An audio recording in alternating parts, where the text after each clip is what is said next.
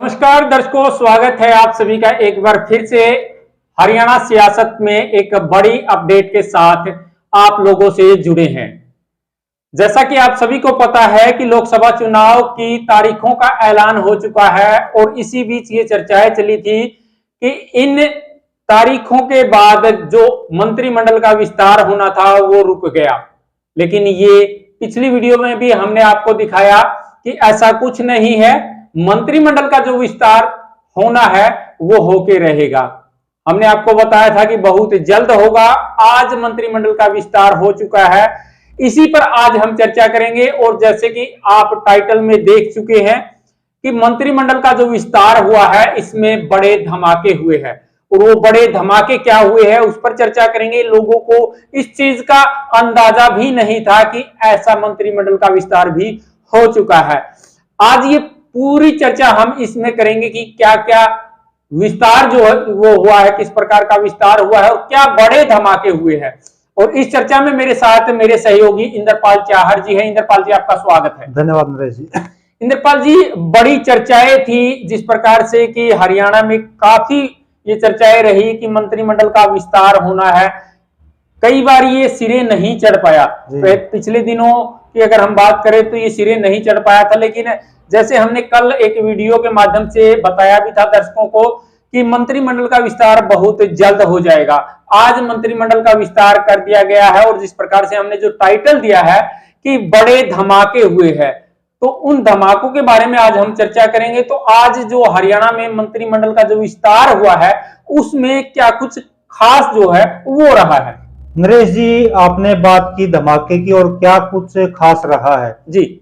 मंत्रिमंडल विस्तार में बहुत बड़ा धमाका अनिल विज के रूप में हुआ है। जी। अनिल विज का मंत्रिमंडल में शामिल नहीं होना या नहीं करना हरियाणा की राजनीति में बहुत बड़ा धमाका है। जी। इसके साथ साथ जो निर्दलीय विधायक हैं जो भाजपा सरकार को समर्थन कर रहे हैं उनको भी बहुत बड़ा झटका भाजपा ने दे दिया है।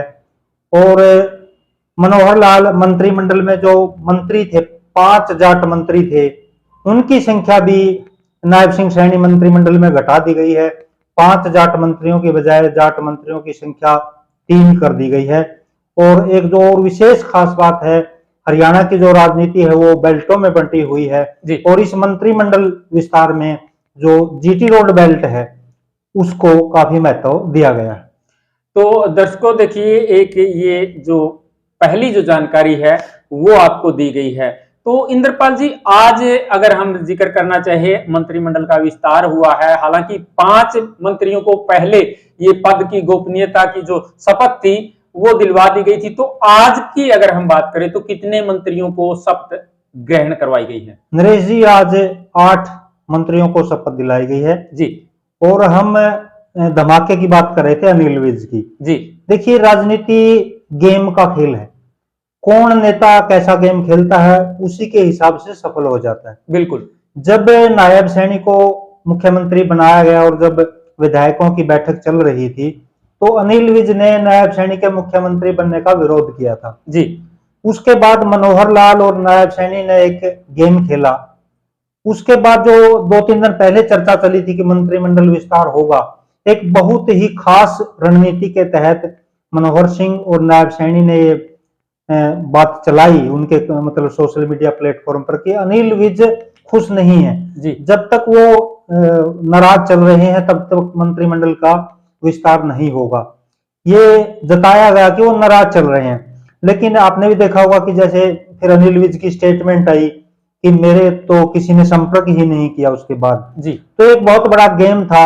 हाईकमान की नजरों में अनिल विज को ये दिखाया जाना था कि वो मतलब पार्टी जो प्लेटफॉर्म है पार्टी का उससे अलग चल रहे हैं, पार्टी की नहीं मान रहे हैं। लेकिन अंदर खाते मनोहर लाल और नायब सैनी है मुख्यमंत्री और पूर्व मुख्यमंत्री, वो एक खास रणनीति के तहत अनिल विज को जो नायब सैनी मंत्रिमंडल है उसे बाहर करने की उनकी प्लानिंग थी और वो उसमें कामयाब हो गए। अनिल विज के साथ साथ अगर हम बात करें तो निर्दलीय जो विधायक थे उनको भी मंत्रिमंडल में जगह नहीं दी गई है, ये क्या कारण है? देखिए, निर्दलियों में से चौधरी रणजीत सिंह चौटाला ही आए हैं और वो पहले भी वो तो पहले से बना दिए गए थे। पहला जो विस्तार हुआ था उसी में उनको बना दिया गया था, लेकिन अब जो दूसरा विस्तार हुआ है इसमें किसी भी निर्दलीय विधायक को जगह नहीं दी गई है। देखिए नरेश जी, जितने भी राजनीतिक समीक्षक हैं, मीडिया के प्लेटफॉर्म हैं, हर एक पे चर्चा थी कि 2-3 निर्दलियों को बनाया जाएगा जी। किसी को भी उम्मीद नहीं थी कि एक भी निर्दलीय आज के मंत्रिमंडल में शामिल नहीं होगा। तो ये भी एक बहुत बड़ा धमाका आप कह सकते हैं। और इसमें एक बात ये भी हो सकती है कि निर्दलीय किसी 2 या 3 पे सहमत ना हुए हों। जो निर्दलीय हैं, हो सकता है कि वो एक दूसरे की टांग खींच रहे हों। किसी 2 या 3 जो मंत्री बनने थे निर्दलीय, उन पे हो सकता है कि कुछ निर्दलीय यानी कि सहमति नहीं बन पाई हो। ये भी एक कारण हो सकता है। दूसरा कारण ये भी हो सकता है कि नायब सैनी की जो सरकार है उसने बहुमत साबित कर दिया है और 11 सितंबर तक अब अविश्वास प्रस्ताव आ नहीं सकता और 11 और 20 सितंबर के आसपास आचार संहिता लग जाएगी विधानसभा चुनाव के लिए। तो ऐसी तो कोई संभावना है नहीं कि नायब सैनी मंत्रिमंडल सरकार को कोई खतरा है। तो बीजेपी अपने विधायकों को मंत्री बनाकर उनको खुश करना चाहती हो। ऐसा भी हो सकता है कि निर्दलियों की अनदेखी इसमें कर दी गई हो। अच्छा, जिस प्रकार से 90 विधानसभा क्षेत्र है जी, हरियाणा की अगर बात करें तो इस 90 विधानसभा क्षेत्रों की अगर हम बात करें तो सबसे ज्यादा महत्व जो है वो किस क्षेत्र को दिया गया है? देखिए नरेश जी, मंत्रिमंडल जो विस्तार हुआ है उसमें जीटी रोड बेल्ट को काफी महत्व दिया गया है जी। और जीटी रोड बेल्ट 2014 में बहुत लाभदायक सिद्ध बीजेपी के लिए हुई थी जी। लेकिन 2019 में काफी नुकसान बीजेपी को जीटी रोड बेल्ट में हुआ है और इसी कारण शायद जीटी रोड बेल्ट को ज्यादा महत्व दिया गया हो। जीटी रोड की अगर बात करें तो महिपाल डांडा जो पानीपत ग्रामीण से हैं, सुभाष सुधा जो थानेसर से हैं, असीम गोयल अंबाला सिटी से और कंवरपाल गुज्जर जगाधरी से, ये 4 मंत्री बनाए गए हैं जीटी रोड बेल्ट से।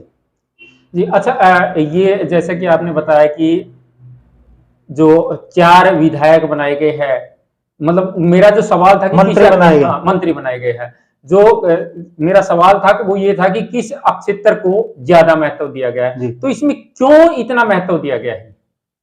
देखिए नरेश जी, वो मैं आपको बता चुका हूं। जैसे 2014 में जीटी रोड बेल्ट में आप मान सकते हैं कि कुल मिला के 23 विधानसभा सीटें इसमें आती हैं। इसमें पंचकुला जिले की 2, अंबाला जिले की 4, यमुनानगर जिले की 4, कुरुक्षेत्र की 4, करनाल की 5 और पानीपत की 4 विधानसभा सीटें जीटी रोड बेल्ट में आती हैं। कुल मिला के 23 विधानसभा सीटें हैं।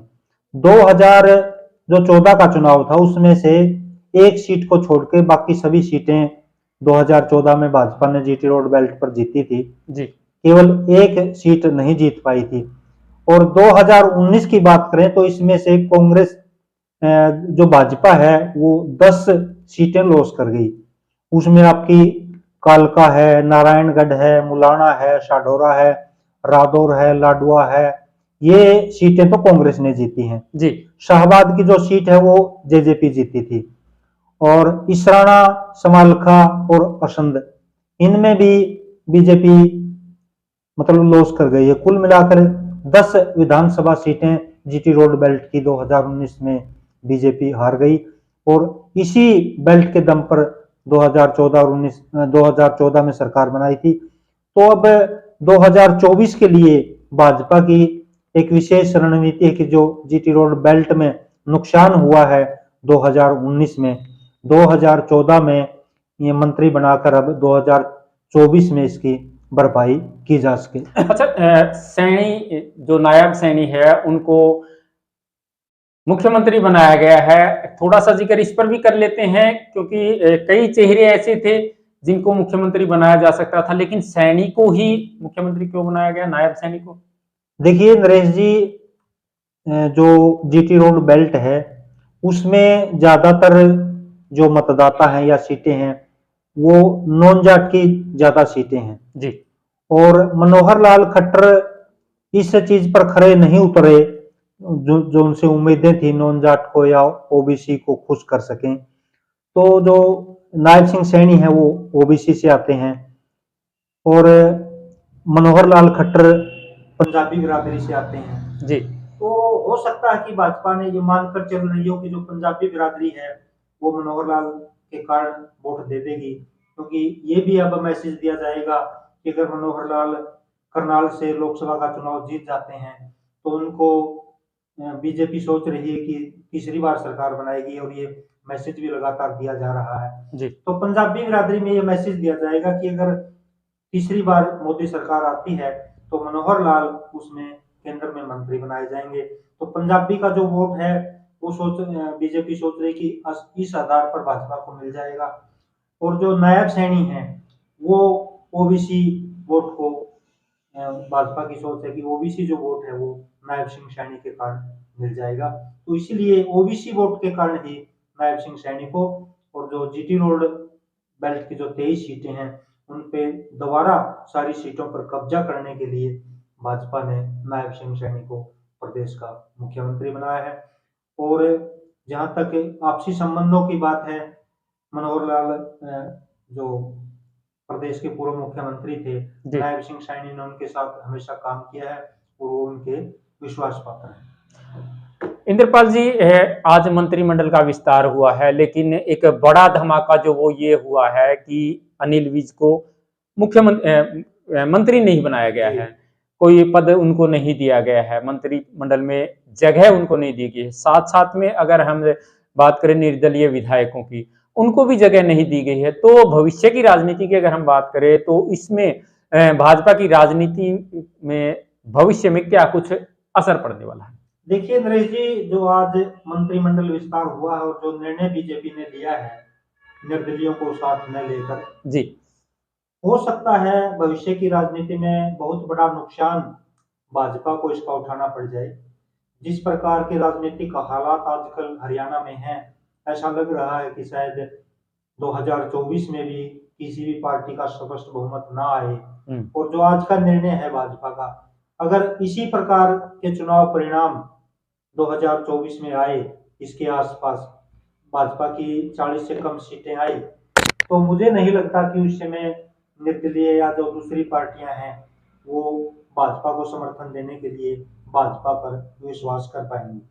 तो ये बहुत बड़ा नुकसान 2024 में भविष्य में भाजपा को इसका हो सकता है। इंद्रपाल जी, एक चर्चाएं चली थी, हालांकि चर्चाएं तो काफी चली थी कुलदीप बिश्नोई को लेकर के, भजनलाल परिवार को लेकर के। तो उपचुनाव हुआ, कुलदीप बिश्नोई ने जो अपना पद छोड़ा था उसके बाद उपचुनाव हुआ और भव्य बिश्नोई विधायक बने।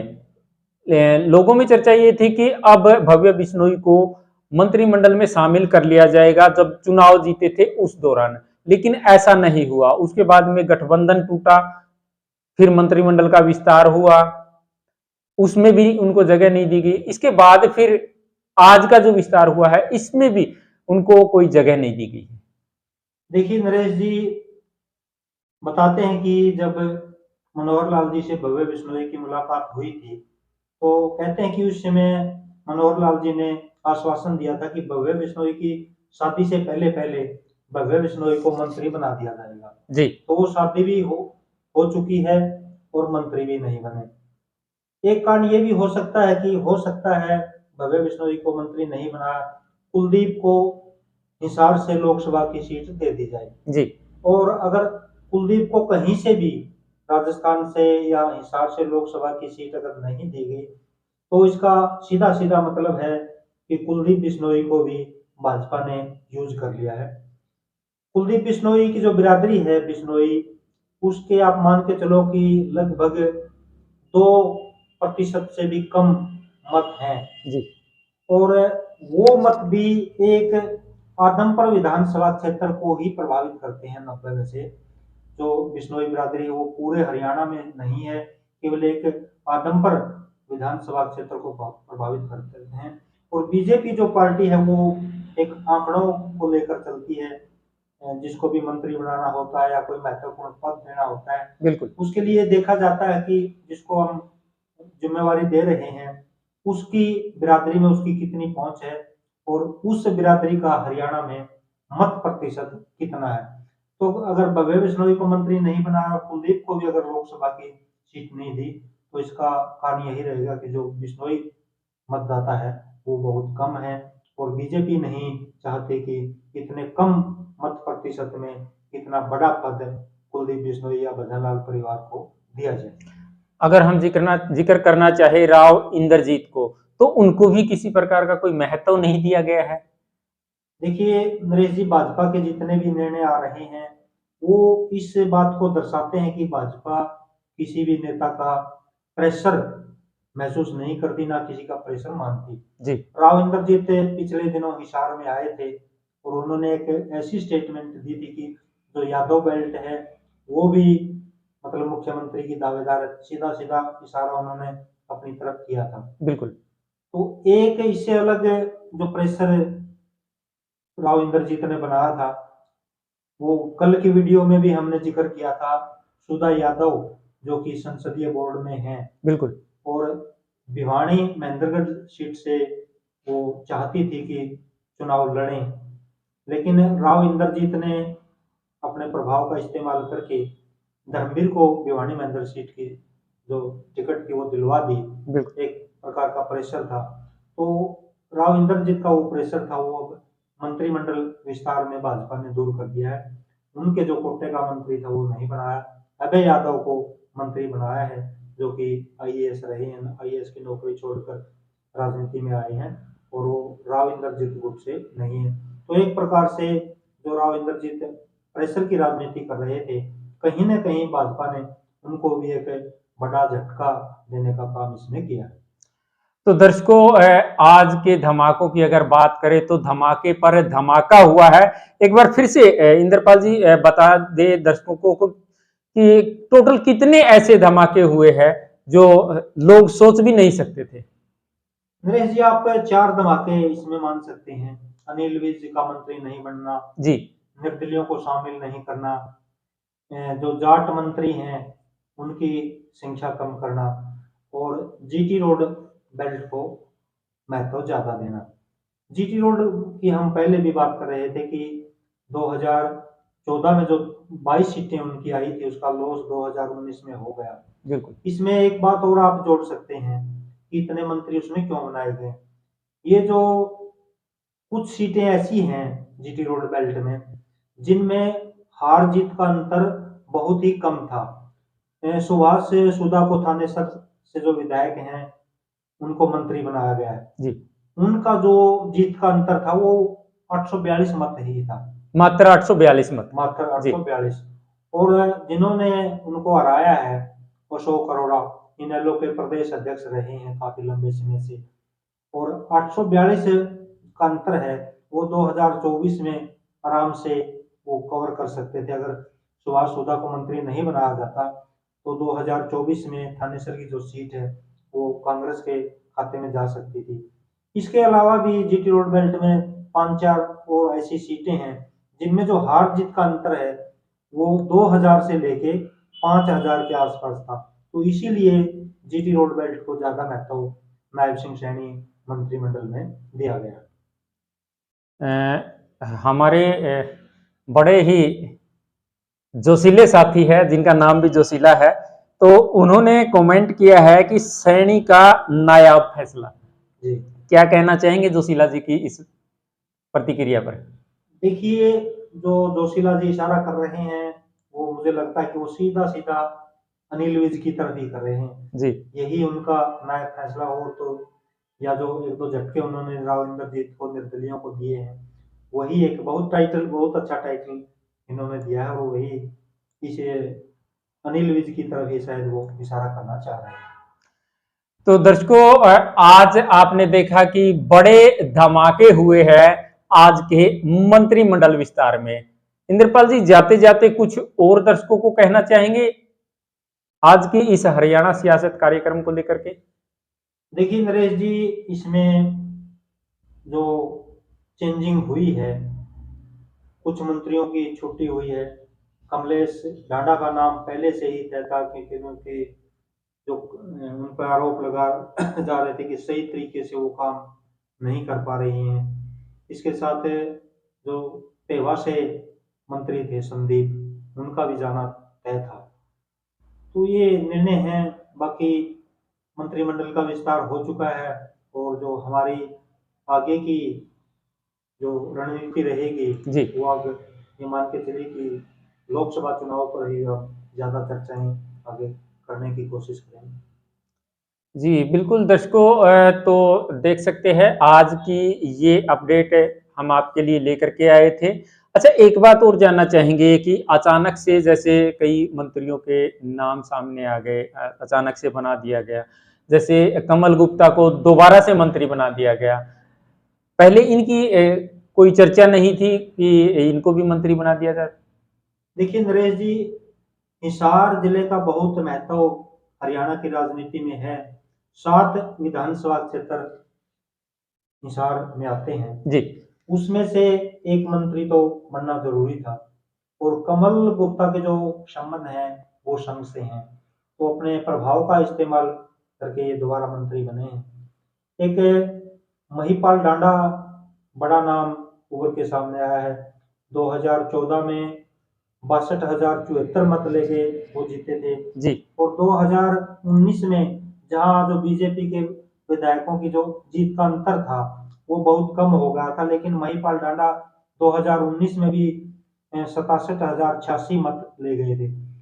ये कह सकते हैं कि उनका जो वोट है वो बड़ा है और जीटी रोड बेल्ट में जाट चेहरे की जरूरत भाजपा को थी, तो महिपाल डांडा की एक प्रकार से प्रमोशन हुई है और मुझे लगता है कि महिपाल डांडा को जो मंत्री बनाया गया है, भाजपा भविष्य में उनको एक अच्छे नेता के रूप में देखना चाहती है। जी ये आप इसको कह सकते हैं। जी, तो दर्शकों, आज का ये हरियाणा सियासत का ये कार्यक्रम आपको कैसा लगा? आज की इस हरियाणा सियासत में आपके लिए बड़ी जो जानकारी लेकर के आए थे वो ये था कि हरियाणा में मंत्रिमंडल का विस्तार हो चुका है और इसमें जिस प्रकार इंद्रपाल जी ने बताया और आंकड़ों के साथ बताया कि 4 बड़े धमाके हुए हैं। आपको आज की जानकारी कैसी लगी है कमेंट के माध्यम से अपनी राय जरूर दीजिएगा। और हाँ, अगर आपने अभी तक चैनल को सब्सक्राइब नहीं किया है तो मीडिया हाउस के सभी चैनलों को सब्सक्राइब कर लीजिए ताकि आने वाली जो अपडेट हो वो आपको मिल जाए।